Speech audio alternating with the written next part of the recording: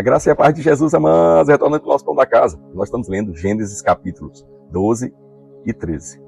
Capítulo 12 começa falando a respeito do chamado de Abraão.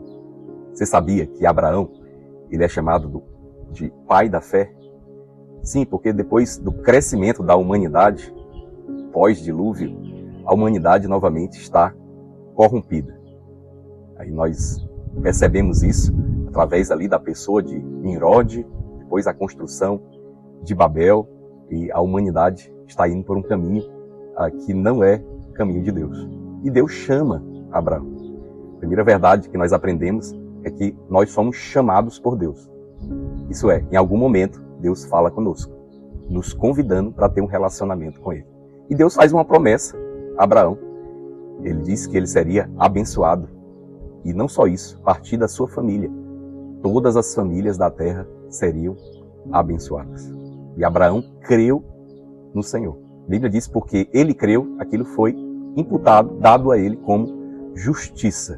Quer dizer, a resposta ao chamado é a fé. E Abraão saiu da região onde ele estava, deixou a sua casa, e ele foi para a região de Canaã. É interessante que quando nós nos movemos pela fé, Deus se revela ainda mais para nós. Porque ao chegar em Canaã, a palavra de Deus diz que Deus apareceu para Abraão. E ali naquele lugar, ele edificou um altar. O que é um altar? É um lugar de adoração. Isso é, ele reconheceu que de fato Deus estava conduzindo a ele. Chamou ele creu, ele se moveu. E Deus se revelou ainda mais para ele. É interessante que ele continua a se mover na terra que o Senhor deu para ele, Canaã.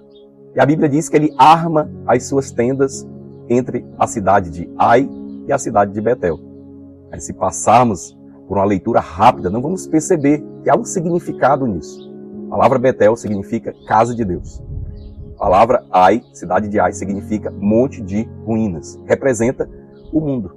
Então, toda vez que nós somos chamados e nos posicionamos num relacionamento com Deus, vai haver um momento onde nós precisamos edificar um altar que nós chamamos de altar de separação. E ele edifica ali o altar de separação que ficava entre as duas cidades. Quer dizer, não dá para termos um relacionamento com o Senhor e ao mesmo tempo permanecer com um relacionamento com o mundo. Eu vou precisar edificar um altar de separação. E ele faz isso, ele edifica esse altar de separação e a Bíblia diz que a partir dali ele passa a invocar o Senhor. Então você percebe que o início desse relacionamento com Deus foi Deus buscando a ele. Deus o chamou. Deus apareceu para ele.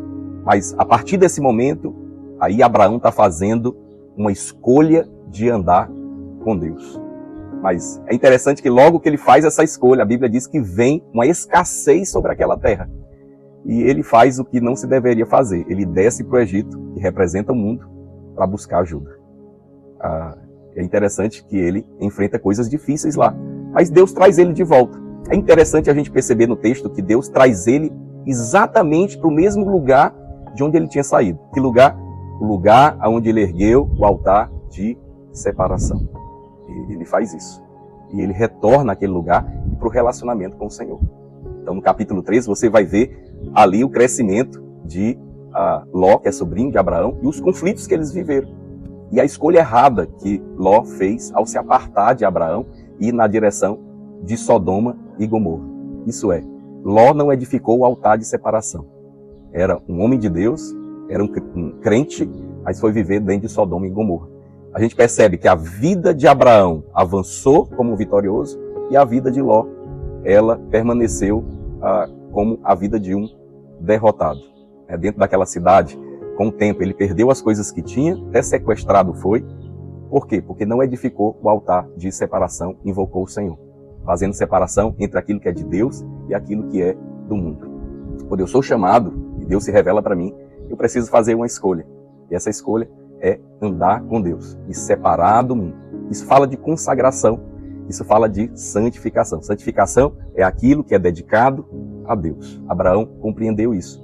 E é algo que nós precisamos compreender também. Precisamos edificar o altar de separação e viver uma vida agora, não mais voltada para nós mesmos ou para o mundo, mas uma vida voltada para Deus. Amém, meus amados? Então Deus te abençoe. Receba o pão da casa.